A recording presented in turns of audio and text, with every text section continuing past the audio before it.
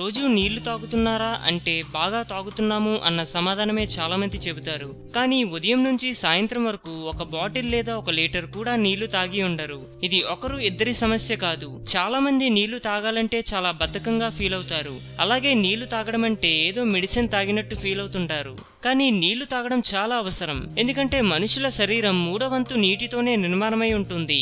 కాబట్టి నీళ్లు సరిగ్గా అందకపోతే శరీరంలో అనేక సమస్యలు ఎదురవుతాయి. శరీరంలోని ప్రతి భాగం, ప్రతి చిన్న అవయవం, టిష్యూ, కణం అన్నీ కూడా నీటిపై ఆధారపడి ఉంటాయి. అందుకే రోజుకి సరిపడా నీళ్లు తాగాలి. నీళ్లు శరీరానికి చాలా కీలకమైనవి, హెల్దీ కూడా. మీకు తెలుసా, డీహైడ్రేషన్ ని సూచించే కొన్ని లక్షణాలు? శరీరం డీహైడ్రేట్ అయితే అనేక రకాల అనారోగ్య సమస్యలు ఎదురవుతాయి. మరి మీరు నీళ్లు సరిగ్గా తాగడం లేదని తెలిపే సంకేతాలేంటి తెలుసుకుందాం. దుర్వాసన. నోటి దుర్వాసన మీ నోటి శుభ్రతపై ఆధారపడి ఉండదు. ఇది డీహైడ్రేషన్ కి సంకేతం. తక్కువ నీళ్లు తాగడం వల్ల లాలాజలం ఉత్పత్తి తగ్గుతుంది. దీనివల్ల దుర్వాసన వస్తుంది. Dry skin. డీహైడ్రేషన్ కి మరో సంకేతం చర్మం పొడిబారడం, స్కిన్ టిష్యూల్లో ఏర్పడే సమస్య ఇది. అయితే మీ శరీరం సరైన మోతాదులో నీళ్లు పొందలేకపోతే మీ చర్మం డ్రైగా మారుతుంది. కండరాల నొప్పులు. శరీరం సరైన మోతాదులో నీళ్లు పొందలేకపోతే కండరాలు, టిష్యూలు డీహైడ్రేట్ అవుతాయి. దీనివల్ల కండరాలు పట్టేస్తుంటాయి. జ్వరం.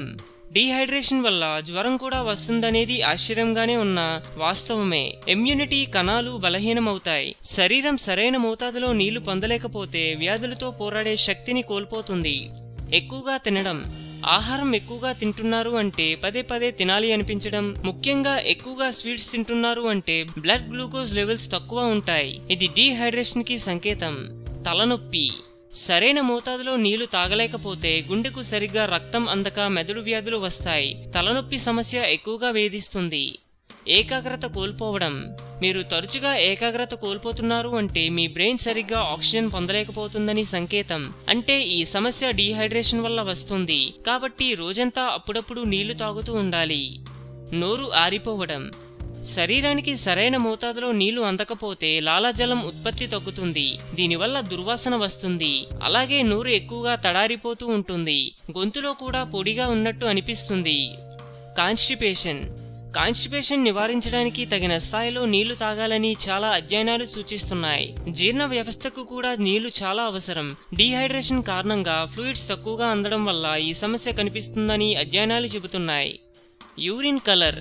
మీ శరీరం డీహైడ్రేట్ అయిందని తెలిపే ముఖ్య కారణం మీ యూరిన్ కలర్. అలాగే తరచుగా యూరిన్ కి వెళ్ళకపోయినా మీరు సరైన స్థాయిలో నీళ్లు తాగడం లేదని గుర్తించాలి. రోజుకి 4 నుండి 7 సార్లు యూరిన్ కి వెళ్ళాలి. అలాగే మీ యూరిన్ కలర్ ఎల్లో కలర్ లో ఉంది అంటే కూడా మీరు నీళ్లు తాగడం లేదని గుర్తించాలి.